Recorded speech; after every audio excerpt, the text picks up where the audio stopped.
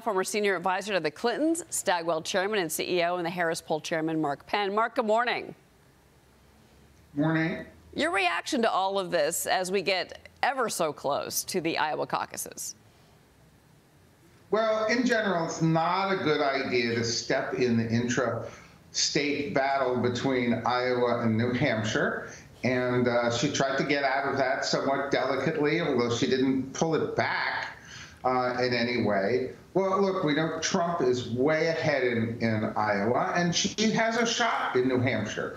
So at the end of the day, is that really going to hurt her? I don't really think it's going to hurt her. But in the art of primary politics, not her best move. Well, this is why we have the primaries, to listen to and to find out what the people want.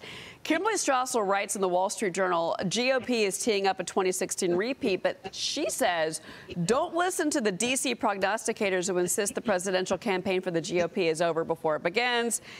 This is absolutely still a race. Yeah, no, I believe that. I've said that very clearly. Look, if Haley wins New Hampshire, and remember, you don't have to win New Hampshire to win New Hampshire. You just have to come close. And she's even coming up until this comment in Iowa, where previously DeSantis was in a solid second place. There was no surprise that everybody's attacking her. After all, she's the only candidate here who's shown any momentum in the entire primary process here. And if she takes Iowa or nearly takes Iowa, I think she could pretty quickly turn this into a real horse race for the GOP nomination. Todd Pyro's on set with me, Mark. Mark, let's focus on New Hampshire for a moment. Do you see any scenario? I've been sort of predicting this all week. Do you see any scenario where Chris Christie's voters actually say, look, Chris Christie has no shot. I'm going to give my votes to Nikki Haley, just in light of the fact that Chris Christie has said he is not dropping out prior to New Hampshire. So that's not the way he's going to transfer his votes. It's going to have to come from his voters. Do you see that scenario happening, and how worried should Trump be if it does? I think very worried.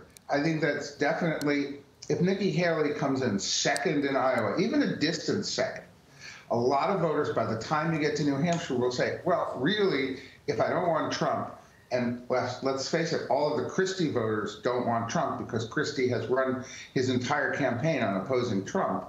So there's a very good chance that some of those voters will defect. And frankly, if Christie might even at the end of the day throw the towel in at the last minute, because if anyone is going to stop Donald Trump from getting the Republican nomination, it's clear there's only one real person at this moment, and I think that's Nikki Haley. Nikki Haley, yeah. Well, you know, I should say that I've interviewed Chris Christie on this program, and he said at the time, and this is a couple months ago, that New Hampshire was where they're putting all of their focus for his campaign. So I think you're right.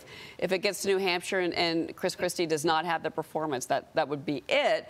Haley and DeSantis, by the way, are going to be going head-to-head at a CNN debate next week in Des Moines. That's 5 days before the caucuses. And at the same time, President Trump is going to participate in a Fox News town hall. So Haley and DeSantis are both going to appear in separate Fox News town halls next week as well. Haley's town hall is going to be Monday, that's 6 p.m. Eastern time. And then we've got DeSantis's town hall. That's going to be the next day, January 9th, Mark. So these town halls are still kind of a new strategy in politics. What are you expecting, and what do you think we need to see? Well, town halls are usually pretty easy affairs. You know, the candidates are pretty well prepared. They get to answer pretty much as they want to answer.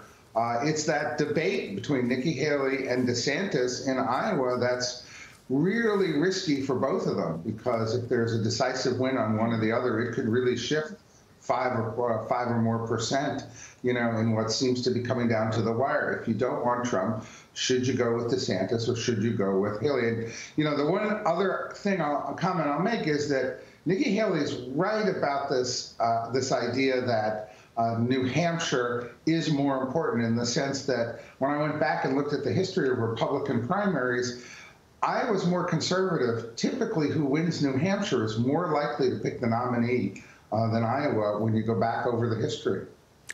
It is going to be fascinating, Mark. Absolutely. And this is why we have these conversations and these debates, and we shall see where the voters, who they pick. By the way, Mark, it's always good to have you on the program. Thank you for being here. Thank you. All right.